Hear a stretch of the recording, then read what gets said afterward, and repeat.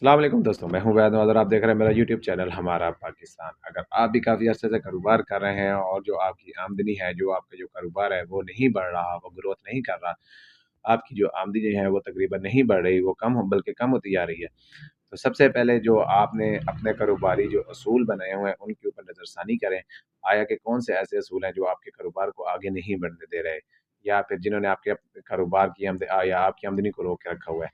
अगर आपको फिर भी समझ ना आए तो उम्मीद है आपके इलाके में बेशुमार ऐसे लोग होंगे जो कारोबार कर रहे हैं, कामयाब कारोबार कर रहे हैं। आप उनसे मुलाकात करें, उनसे कामयाबी का राज़ पूछें, आया कि कौन से ऐसे उन्होंने असूल बनाए हैं जिसकी वज़ह से उनका कारोबार जो वो दिन दुगनी और रात चौगुनी तरक्की कर रहा है। आप उन असूलों की नकल करें, आप जो वो असूल हैं वो अपनाएँ, अपनाने की कोशिश करें और जो उनकी जो कामयाबी का राज़ है उसके ऊपर अमल करें, तो इंशाअल्लाह जो आपका कारोबार भी है वो दिन दुगनी और रात चौगुनी तरक्की करेगा।